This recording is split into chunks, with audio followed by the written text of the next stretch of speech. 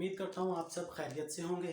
जी, तो आज हम नेक्स्ट जो हमारे न्यूमेरिकल्स रह गए थे यूनिट नंबर 5 के फिजिक्स क्लास 9 के, वो हम आज जो है वो कंप्लीट करेंगे। ठीक है, तो उससे पहले कुछ चीज़ें हैं जो आपको जान लेना बहुत ज़रूरी है स्टूडेंट्स। ठीक है, तो आइए सबसे पहले वो सीखते हैं। देखिए, अगर मैं लिखता हूँ मेरे पास सम क्वांटिटी है r प्लस एच, ये एक ब्रैकेट में मेरे पास क्लोज्ड है। ठीक है, अब मैं कहता हूं कि मुझे यहां से r हर हालत में कॉमन निकालना है। चूंकि यहां से तो r कॉमन निकल जाएगा, लेकिन क्या यहां से r कॉमन निकलेगा? बिल्कुल नहीं, क्योंकि r तो यहाँ पे मौजूद ही नहीं है। इसके लिए रीजन क्या, मुझे करना क्या पड़ेगा, मुझे यहाँ पे भी r प्रोड्यूस करवाना पड़ेगा, h के साथ भी r को प्रोड्यूस करवाना पड़ेगा, और इस तरह से प्रोड्यूस करवाना पड़ेगा कि वो कैंसल आउट होके दोबारा आपके पास h आ जाए। ठीक है, नहीं समझ में आया होगा, अब दोबारा इसको थोड़ा सा सॉल्व करके फिर समझने की कोशिश करते हैं। ठीक है, तो देखिए, मुझे r चूंकि कॉमन चाहिए ना, यहाँ पहली टर्म में r मौजूद है। ठीक है, मैंने कहा मुझे h में से भी r कॉमन निकालना है। ठीक है, तो मैं h को डिवाइड करूंगा r से और मल्टीप्लाई भी करूंगा r से। देखें, मल्टीप्लाई भी किया और डिवाइड भी किया, इसका फायदा क्या होगा? देखिए, ये दोनों कैंसिल आउट हो भी जाएंगे तो आपके पास कौन सी टर्म दोबारा से आ जाएगी? r plus H. इसका मतलब क्या हुआ, मैं h को r से डिवाइड भी कर सकता हूं और मल्टीप्लाई भी कर सकता हूं। क्यों करेंगे? क्योंकि न्यूमेरिकल करने के लिए हमें ये समझना बहुत जरूरी है, ये काम आएगा वहां पे न्यूमेरिकल में। ठीक है, इसलिए चले, ये चीज समझ में आया तो दोबारा से देखते हैं। यानी कि मुझे h में से भी अगर r कॉमन निकलवाना है तो h को क्या करना पड़ेगा? r से डिवाइड करना पड़ेगा और r से ही मल्टीप्लाई भी करना पड़ेगा। ठीक है, अब अगर मैं कहता हूं यहां से कॉमन निकालें तो देखिए, एक r यहां से बाहर आ जाएगा और एक r यहां से बाहर आ जाएगा। ठीक है, यानी मैं कहता हूं, अगर मैं यूं लिखता हूं कि r मैंने कॉमन निकाला, ये r बाहर आ गया। कॉमन का मतलब होता है जो दोनों में चीज मौजूद हो। ठीक है, तो ये r बाहर आ गया, इसकी जगह क्या बचा? 1, 0 नहीं 1 बचेगा। ठीक है, क्यों जीरो नहीं? क्योंकि अगर यहाँ पे 0 लिखेंगे तो r जब 0 से मल्टीप्लाई होगा तो वो 0 आएगा, यानी कि ये टर्म दोबारा नहीं आएगी, इसलिए यहाँ पे 1 बचेगा, ये रूल है। ठीक है, उसके बाद साइन कौन सा है? प्लस का। ये r भी चूंकि बाहर चला गया, इसकी जगह 1 नहीं लिखेंगे, ये पूरी टर्म लिखेंगे, क्योंकि ये पूरी टर्म 1 से मल्टीप्लाई होगी तो आपके पास क्या आएगा? h ओवर r ही आएगा। ठीक है, तो यानी कि क्या आ जाएगा? h ओवर r आएगा। ठीक है, यानी कि इस तरह से हम कॉमन निकालेंगे। और अगर मैं यहां पे लिख देता हूं स्क्वायर, यहां पे भी स्क्वायर, ठीक है, तो अब जो चीज कॉमन आएगी वो भी स्क्वायर की फॉर्म में आएगी। ठीक है, पहले पावर 1 थी, इसलिए पावर ये देखिए कोई नहीं थी ना, यानी 1 थी, इसलिए यहाँ पे r की पावर भी हमने 1 ही रखी हुई है। जैसे इसके ऊपर स्क्वायर आया, इसके ऊपर भी स्क्वायर गया, तो कॉमन जो निकलेगा उसके ऊपर भी क्या आएगा? स्क्वायर, और ये जो बाकी टर्म बचेगी इसके ऊपर भी क्या आएगा? स्क्वायर आएगा। ठीक है, ये हम सॉल्व करें, इसको हम यूज करेंगे, इसकी मदद से न्यूमेरिकल सॉल्व करेंगे। तो सबसे पहले इसको नोट डाउन कर लीजिए स्टेप्स को। ठीक है जी, उम्मीद करता हूं आपको पहले वाला समझ में आया होगा। उसके बाद एक चीज हमने और समझनी है कि अगर मैं कहता हूं मेरे पास नंबर है 100, मुझे इसका 1/4 निकालना है। ठीक है, तो इस पूरे नंबर को क्या करूंगा मैं? 4 से डिवाइड करूंगा, यानी कि 100 डिवाइडेड बाय 4, सम कुछ ना कुछ आंसर आ जाएगा। ठीक है, अगर मैं कहता हूं मुझे इसका 1/3 निकालना है, यानी कि 100 का ही 1/3 निकालना है, तो मैं 100 को किससे डिवाइड कर दूंगा?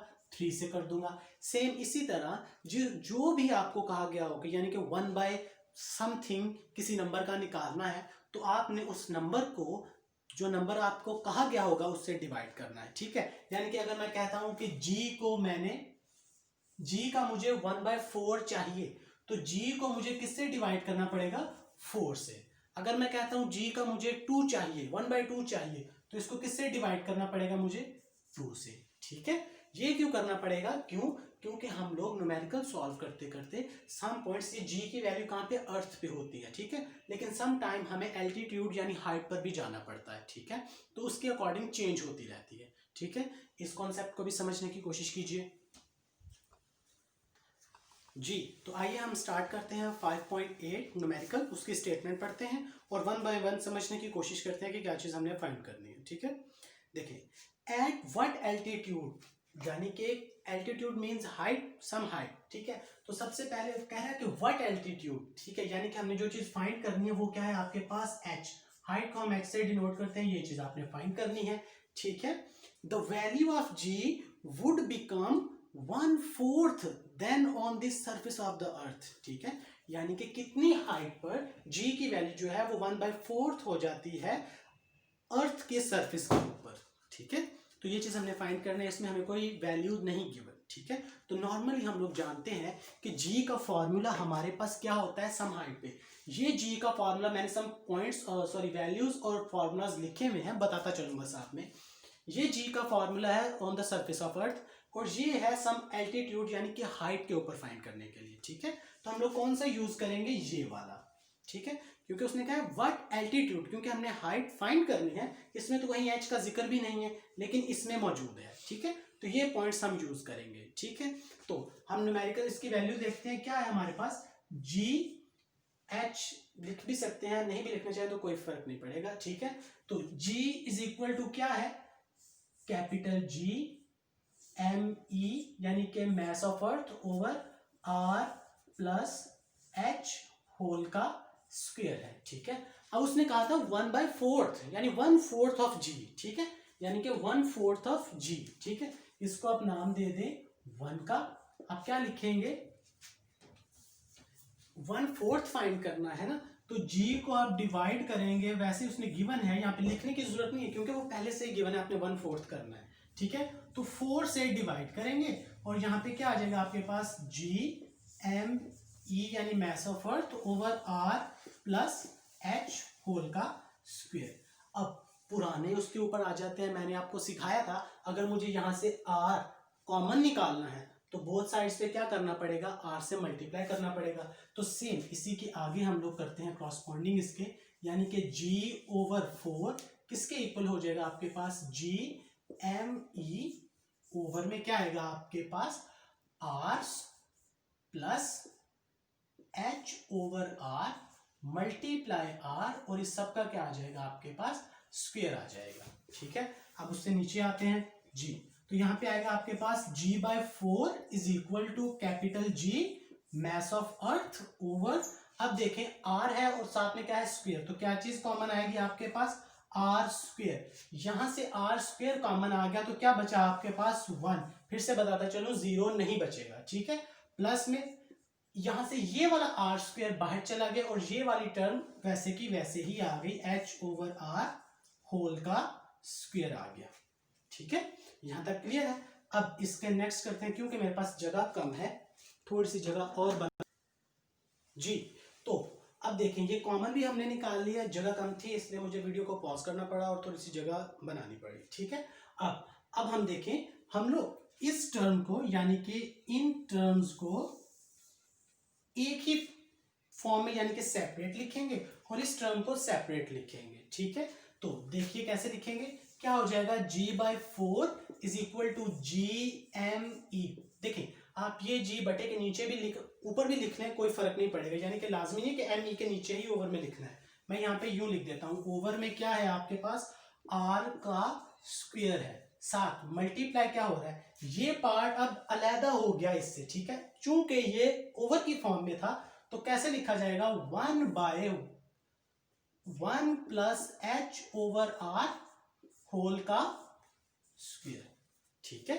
फिर से देखें, मैंने इतने पार्ट को सेपरेट लिखा, फिर मल्टीप्लाई किया, इतने पार्ट को मैंने सेपरेट लिखा, ठीक है, समझ रहे हैं आप, ठीक है। अब उसके बाद अब देखें, इन दोनों को अगर मल्टीप्लाई भी करते हैं तो आपके पास यही टर्म आएगी, ठीक है। अब देखें इस पूरे की जगह मैंने इसको क्यों सेपरेट किया, क्योंकि मुझे एक फॉर्मूला नजर आ रहा था, सिंपल जी बन रहा था मेरे पास ये, ठीक है। तो क्या मैं इस सारे की जगह जी लिख सकता हूं ना, देखिए मैंने पहले कहा जी को आप इसके ओवर में लिखें, यानी कि इसके नीचे भी ये बटा डाल दें, सॉरी नीचे भी बटा डाल दें तो कोई फर्क नहीं पड़ेगा, ठीक है। तो मैं इस सब की जगह ये जी पुट करता हूं, ठीक है। तो यहां पे मेरे पास क्या हो जाएगा, g/4 is equal to G multiply 1/1 plus H over R whole का स्क्वायर, ठीक है। अब देखिए इस g के ओवर में क्या है, 1 है, जिसके नीचे कुछ नहीं होता 1 होता है, ठीक है। तो अब ये g और ये जी आपस में क्या हो गए, कैंसल आउट हो गए। आपके पास क्या टर्म रिमेनिंग बची, 1/4 is equal to 1/1 plus H over R का स्क्वेयर। ठीक है, अब क्रॉस मल्टीप्लाई कर दें इस सारी टर्म को यहाँ पे, इस सारी टर्म को यहाँ पे। ठीक है, तो ये हो जाएगा आपके पास 1 प्लस एच ओवर आर का स्क्वेयर इज इक्वल टू 4। ठीक है, यहां तक क्लियर है। अब देखें, स्क्वायर है तो स्क्वायर खत्म करने के लिए हमें क्या करना पड़ेगा, taking square root on both sides. ठीक है, तो यहां पे स्टेटमेंट लिखेंगे taking square root on both sides. ठीक है, तो देखें अंडर रूट लिखेंगे आप, क्या आएगा 1 plus H over R whole का स्क्वायर, और यहाँ पे 4 का जो है वो क्या आएगा आपके पास 2। देखिए ये इससे कट गया और 4 का अंडर रूट आता है 2 आपके पास। ठीक है, तो आपके पास आएगा 1 plus H over R, square नहीं लिखेंगे क्योंकि स्क्वायर कैंसल आउट हो चुका है। बची क्या, 4 का अंडर रूट क्या आएगा 2 आएगा। ठीक है, अब यहां से मैं थोड़ी सी जगह नहीं है, मैं यहाँ पे ये इसको कंप्लीट करता हूँ। ठीक है, देखें दोबारा से लिखता हूँ 1 plus H over R is equal to क्या आया 2 आया मेरे पास। 1 यहाँ पे प्लस हो रहा है, इक्वल की दूसरी साइड जाएगा तो माइनस हो जाएगा, यानी कि h over r is equal to 2 minus 1।